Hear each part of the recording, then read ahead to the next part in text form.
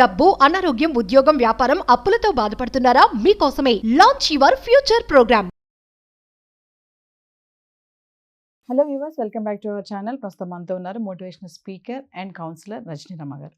నమస్తే మ్యామ్. నమస్తే నవీన. మ్యామ్, మనం న్యూస్లో చూస్తున్నాము డైలీ కూడా క్రైమ్స్ అనేవి ఈ మధ్య బాగా పెరిగిపోతున్నాయి. చాలా అందులో ముఖ్యంగా చూసుకుంటే ఆడపిల్లల పైన రెగ్యులర్గా అది కూడా ఎవరు అంటే తండ్రులు. తండ్రులు అది ఇంకా అసలు బాధాకరమైన విషయం అనమాట. మామూలుగా అబ్బాయిలు ఇలా అల్లచిల్లరగా ఉండేవాళ్ళంటే అది వేరే విషయం. మరి సెక్యూరిటీగా ఉండే తండ్రే ఇలా ఉంటే ఆడపిల్లల పట్ల, మరి అమ్మాయికి ఏదైనా కష్టం వస్తే ఇంకెవరికి చెప్పుకుంటుంది? తండ్రే ఇలా ఉంటుంది, ఇలాంటి ఆలోచనలతో. ఆలోచన ఏంటి, దాన్ని క్రియారూపంలో కూడా చేస్తున్నారు, ఇంకా చంపేస్తున్నారు కూడా తండ్రులే.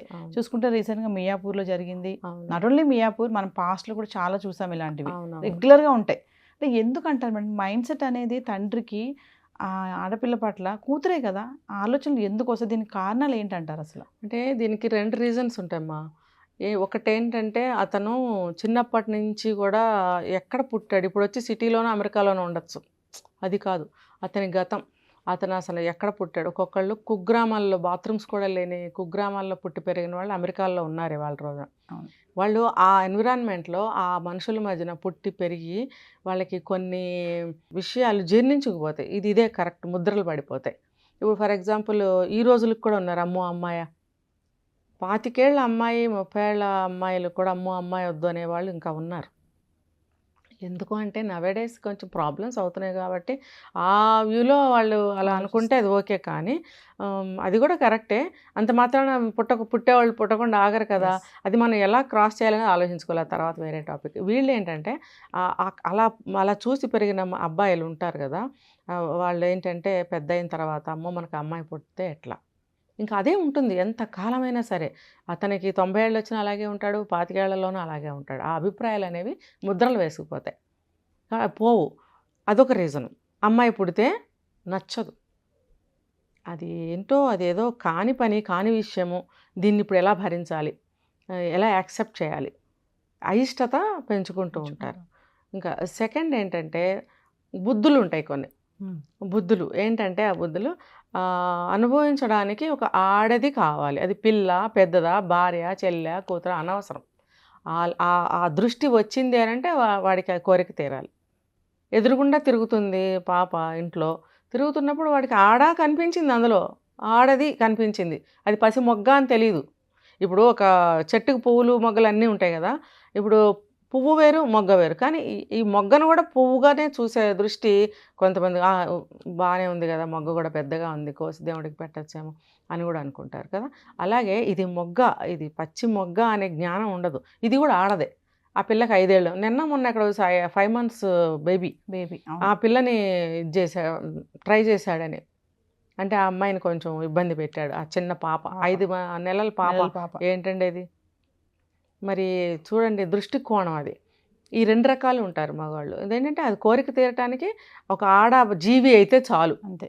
అది కూతురు కాదు, అమ్మ కాదు. అమ్మతో కూడా చేశాడంట మొన్న ఎవడో ఒకడు. అది దృష్టికోణం అనమాట.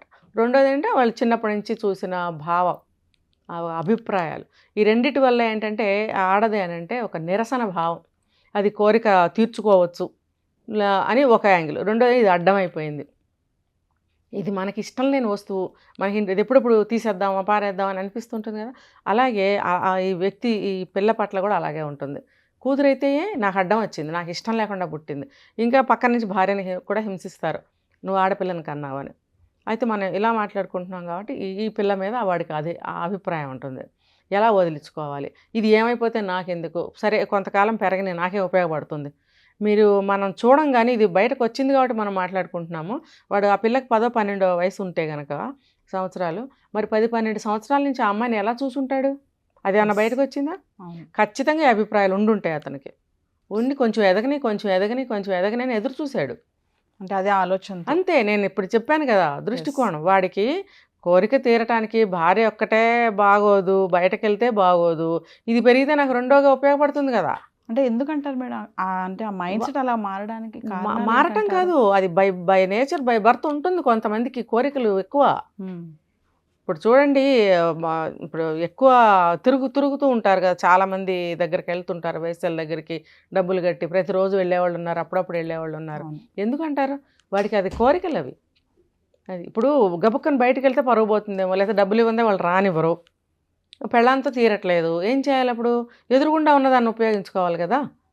ఇది పుడితే పుట్టింది, నాకు ఇష్టం లేకుండా పుట్టింది, దీన్ని కొంచెం పెరగని, దీన్ని ఇలా ఉపయోగించుకుందాం. ఇది ఇంకొకటి థర్డ్ వేలో మనం చూస్తే కనుక ఆ సిచ్యువేషన్స్, ఆ ప్రజెంట్ సిచ్యువేషన్స్ కూడా డిమాండ్ చేస్తాయి. వాడు తాగుబోతు అనుకుందాము, లేకపోతే ఆ పిల్ల మీద విపరీతంగా కోపం వచ్చింది అంటే అది లోయర్ కేటగిరీ ఫ్యామిలీస్లో ఎక్కువ జరుగుతుంటాయి ఇవి. వాళ్ళకి విచక్షణ జ్ఞానం, చదువు, సంస్కారం ఇలాంటివి ఏమి ఉండవు. అవి ఉండనప్పుడు ఏం చేస్తాడు వాడు? కోపం వచ్చింది అనుకోండి, ఈడ్చిపెట్టి కొట్టడమో, లేకపోతే ఇదిగో ఇలాంటి పనులు చేయడమో, అది తప్పు ఒప్పు వాడికి తెలియదు అసలు. వాడికి జ్ఞానం లేదు కదా. కొంచెం బాగా చదువుకున్న ఫ్యామిలీస్లో అనుకోండి అలాంటి పనులు చేయకపోవచ్చు, దాదాపుగా చేయరు, అది ఇంకో వేరే దారి చూసుకుంటారు. కానీ ఇవి బాగా లోయర్ క్లాసుల్లో, క్లాస్ 4 వాళ్ళల్లో, లోయర్ మిడిల్ క్లాస్ అట్లా వాళ్ళలో జరుగుతాయి ఎక్కువగా. ఎందుకంటే ఎవ్రీడే డ్రింకింగ్ ఉంటుంది వాళ్ళకి, ఎవ్రీడే ఇంట్లో గొడవలు, కొట్లాటలు. ఏంటన్నా అమ్మని కొడుతున్నావు ఏంటని పిల్ల అడ్డం వస్తే పిల్లని ఈడ్చిపెట్టి కొట్టడం, ఆ పిల్ల తల పగిలి చనిపోవడము, లేకపోతే నిన్ను కూడా ఇదే చేస్తానని చెప్పి ఆ పిల్లని ఏదో చేయడం, ఇవే కారణాలు. అంటే ప్రజెంట్ సిచ్యువేషన్ డిమాండ్స్, ఇది ఒకటి థర్డ్ది అనమాట. దీనికి మరి మేము ముఖ్యంగా చూసుకుంటే మీరు చెప్పారు ఆల్కహాల్ అన్నారు ఒకటి, ఇంకొకటి పోర్న్ వీడియోస్, అవి కూడా చూడడం వల్ల కూడా అది ఇంకా కామన్, దాని గురించి స్పెషల్గా చెప్పుకోకర్లా. ఇప్పుడు 10 ఏళ్ల పిల్లాడిని కూడా చూస్తే ఆడ అల్లరి చేయకుండా ఉండాలని చెప్పి ఫోన్ ఇచ్చి పనులకు వెళ్తారు, లేదా ఫోన్ ఇచ్చి ఇంట్లోనే వేరే పనులు చేసుకోవచ్చు. ఇంకా వాడు చదువుకో, హోంవర్క్ చెయ్యి, ఇంకోటి చేయి అని చెప్పరు వాళ్ళకి. వీడు చికాకు పెడుతున్నాడు, కాసేపు బొమ్మలు ఆడుకోరా అని చెప్పి ఇస్తారు. అందులో ఇప్పుడు ఈ రోజుల్లో పిల్లలకి టెక్నికల్ నాలెడ్జ్ చాలా ఎక్కువగా ఉంటుంది, ఏదైనా ఓపెన్ చేసేస్తున్నారు, వాళ్ళకి తెలిసిపోతున్నాయి ఆ యాప్స్ కానీ, ఆ లింక్స్ కానీ, అసలు ప్రతి ఒక్కటి లాక్ ఉంటే లాక్ని ఎట్లా ఓపెన్ చేయాలి, లేకపోతే ప్యాటర్న్స్ వాళ్ళవి ఉంటే కనుక ఓపెన్ చేసేవి అవి తెలిసేసుకోవడము, ఇవన్నీ తెలిసేసుకుని అవన్నీ ఓపెన్ చేసేసి ఆ యాప్స్ ఓపెన్ చేసేసి చూసేస్తున్నారు ఎట్లా లాగిన్ అవ్వాలి. చిన్న పిల్లలేనండి, 7-8 ఏళ్ల పిల్లలు సెల్ ఫోన్ యూజ్ చేస్తుంటే ఒక పక్కన అప్రిషియేట్ చేయాలనిపిస్తుంది, అంతా వాళ్ళు క్యాచ్ చేస్తున్నారు, ఇంటెలిజెంట్గా ఉన్నారు. కానీ చెడే ఎక్కువగా జరుగుతుంది కదా. కాబట్టి వాళ్ళన్నీ చూస్తున్నారు పిల్లల్ని వదిలేద్దాం. ఈ పెద్దవాళ్ళు ఏంటంటే ఇంకా ఎటు చూస్తారు, ఏముంది ఫ్రీగా దొరుకుతున్నాయి కదా. ఒకప్పుడు అలాంటివి ఎవరికి అందుబాటులో ఉండేవి కాదు, చూసేవారు కాదు, ఎవరికైనా తెలిస్తే పరుగు పోతుందని వాటి జోలికి వెళ్ళేవారు కాదు. ఎక్కడో ఎవరో బ్యాచిలర్స్ అలాంటి వాళ్ళు చూసేవారు. ఇప్పుడు వీళ్ళు రెగ్యులర్గా వాళ్ళు చూడటమే కాదు, భార్యలకు చూపించటం, ఫ్రెండ్స్కి చూపించటం. నేను మొన్న ఒక చోట కార్ పార్క్ చేసినప్పుడు కారులోనే కూర్చున్నాను, పక్కన 2 కుర్రాళ్ళు బండి మీద పార్క్ చేసి కూర్చున్నారు 2 వీల్ మీద. ఇద్దరు సిగరెట్లు తాగుతూ వీడియో కాల్ మాట్లాడుతున్నారు. ఒకడేమో ఇంకోటి ఆన్ చేశాడు, వీడు ఇంకోటి ఆన్ చేసి ఎవరినో ఒక అమ్మాయిని లైన్లోకి పిలిచాడు, మాట్లాడుతున్నాడు. ఇక్కడ వీడియో చూస్తున్నాడు, మీరు చెప్పినట్టు ఏదో పోర్నో ఏదో చూస్తున్నాడు. చూస్తూ ఇదిగో ఇందులో ఏదో నడుస్తుంది, ఇది చేద్దామా. ఆ అమ్మాయి చక్కగా చాలా హ్యాపీగా జవాబు చెప్తుంటే నేనే కాదు పక్కన ఇంకోడు ఉన్నాడు, మరి ఇద్దరం కలిసి చేస్తాం, నీకు ఓకేనా, ఇదిగో ఇందులో ఇలా చూపిస్తున్నాడు, ఇలా చేద్దామా, నీకు ఇష్టమేనా, నీకేం అనిపించదా. నేను ఇలా కెమెరాలో చెప్తున్నానంటే ఇది సిగ్గుపడాల్సిన విషయం కాదండి. నేను చూశాను, నేను ఇప్పుడు ఇందాక చెప్పాను కదా, నేను ఏది చూడందే వినందే దాన్ని ఇక్కడ ప్రజెంట్ చేయను. కావాల్సింది ఇవే కథలు కాదు. నాకైతే కాదు, అమ్మాయిలు కూడా అలానే ఉన్నారు. అసలు అమ్మాయిలు కోఆపరేట్ చేస్తేనే కదండి. ఇప్పుడు చిన్నపిల్లలు చేయరు. ఇప్పుడు ఒక 20 సంవత్సరాలు ఉన్న అమ్మాయికి అన్నీ తెలుసు, ఇష్టపడే చేస్తుందంట. నేను తెల్లవారు లేస్తే ఎంతమంది అమ్మాయిలని చూస్తున్నాను. ఇంకోటి ఏంటంటే నాకు అన్ని వయసుల వాళ్ళు ఫ్రెండ్స్ ఉన్నారు అమ్మాయిలు. 5 ఏళ్ల పాప దగ్గర నుంచి 90 ఏళ్ల ముసలమ్మల వరకు నాకు ఫ్రెండ్స్ ఉన్నారు. ప్రతి వయసు అమ్మాయి గురించి నేను చెప్పగలను, వాళ్ళ మనోభావాలు, అభిరుచులు నేను చెప్తాను. ఇంకా వాళ్ళ ఫాలోఅప్ నేను చూస్తూనే ఉంటాను, వాళ్ళని బయట మాట్లాడతాను, అందరితోటి మాట్లాడతాను, నాకు తెలుస్తున్నాయి. ఆ అమ్మాయి చక్కగా ఇంట్రెస్టింగ్గా చక్కగా జవాబు చెప్తుంది. ఆ అమ్మాయి నవ్వు కూడా నేను కూర్చుని ఉంటే నాకు వినిపిస్తున్నాయి. ఇంకా వాళ్ళిద్దరూ కలిసి దీనికి చాలా ఉందరో, దీనికి మనం సరిపోం, ఇలా ఏదో మాట్లాడుతున్నారు. ఇది ఏంటి, దీనికి అంతటి కారణం ఏంటి? అక్కడ ఆ అమ్మాయి కూడా చూస్తూనే ఉండొచ్చు అలాంటివి, వీళ్ళు చూస్తున్నారు పబ్లిక్గా రోడ్డు మీద. మరి ఏంటండి ఇదంతా కూడా చెడుకే దారి. ఏంటంటే ఆ దృష్టికోణం కూడా మారిపోవడానికి కారణాలు. ఇది ఇలా ఉంది కాబట్టి, ఇవన్నీ మనకు అందుబాటులో ఉన్నాయి కాబట్టి, అమ్మాయిలు కూడా ఒప్పుకుంటున్నారు కాబట్టి, అంటే ఇష్టపూర్వకంగా జరిగాయి కొన్ని, బలవంతంగా జరిగాయి కొన్ని, అందులో పసిపిల్లలు బలైపోతున్నారు. ఇది వాడు తండ్రి అయి ఉండి వాడు మృగం అని కూడా నేను అన్న, అసలు వాడికి ఒక పేరే నేను పెట్టను. ఇంకా మృగాలే మంచిగా ఉన్నాయి కదా మేడం. అంతే, ఏదో అంటారు కదా, పంది పిల్ల పందికి ముద్దు అంతే అనేసి కదా. పిల్లల్ని అవి ఎంత కేర్గా తీసుకుంటే. ఆ. అంటే మేడం ఇప్పుడు ఒక విషయం చెప్పండి, ఇలాంటి ఇన్సిడెంట్స్ జరుగుతున్నాయి కదా, ఇప్పుడు మీరు అన్నట్టుగా పిల్లలకు టెక్నాలజీ పరంగా చాలా అవగాహన ఉంది. Even 5th and 4th class నుంచి వాళ్ళకు తెలిసిపోతున్నాయి అన్ని, పేపర్ చదువుతున్నారు, న్యూస్ చూస్తున్నారు.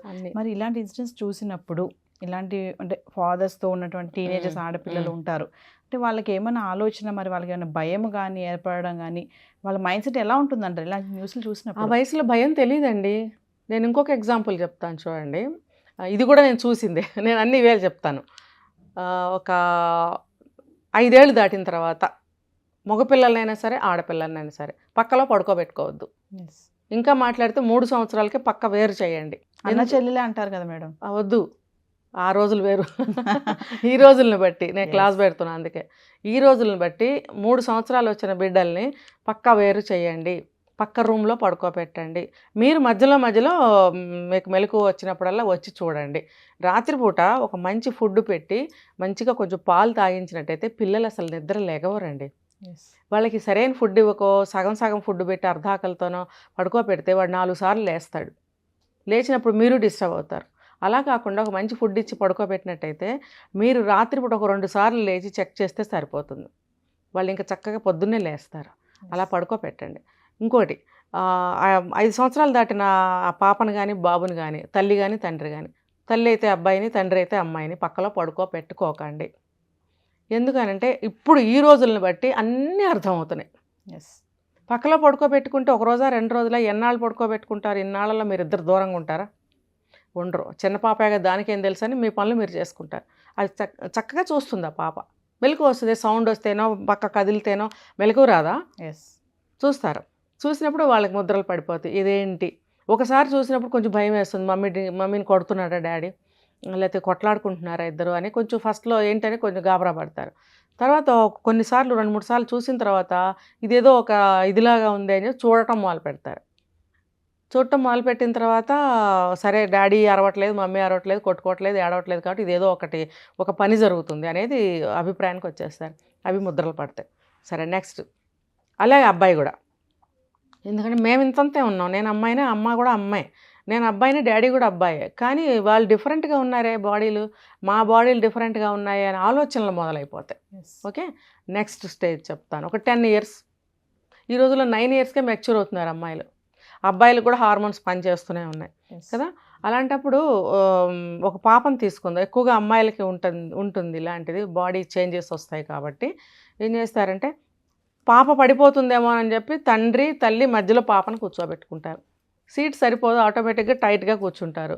అప్పుడు ఏమవుతుంది, బాడీలు తగులుతాయి కదా, తండ్రికి తగులుతుంది. తండ్రి మంచోడైతే మా పాప ఏముందిలే అనుకుంటాడు. వాడు మంచోడు అయితే వాడికి ఫీలింగ్స్ వస్తాయి, మైండ్ సెట్ బాగుంది ఖచ్చితంగా. ఈ పాపకి వస్తాయి. తల్లి మాత్రం ఏమనుకుంటుంది తెలుసా, తండ్రి కదా. అలాంటివేమి జరగవు. నేనెంతో ఆయన కూడా అంతే ఆ పిల్లకి అనుకుని చక్కగా మధ్యలో కూర్చోబెట్టుకుంటారు. వాళ్ళిద్దరి మధ్యన కెమిస్ట్రీ జరుగుతూ ఉంటుంది. ఇంకొకటి, అంత పెద్ద అయిన తర్వాత కూడా పక్కలో పడుకోబెట్టుకుంటారు. అప్పుడు ఇంకా బాగుంటుంది. తర్వాత నాకు తెలిసిన కథ నేను చెప్తాను. తండ్రి కూతుళ్ళు ఒక 20 ఏళ్ళు వచ్చి పెళ్లి చేసి పంపించాడు. ఇలా జరుగుతుంది ఉంటుంది చిన్నప్పటి నుంచి. పెళ్లి చేసి పంపించిన తర్వాత 3 రోజులకో వారం రోజులకో వెనక్కి వచ్చేసింది. ఎందుకు అని అంటే బిఫోర్ మ్యారేజ్ కూడా తండ్రితో సంబంధాలు, ఒక 20 సంవత్సరాల క్రితం సంగతి.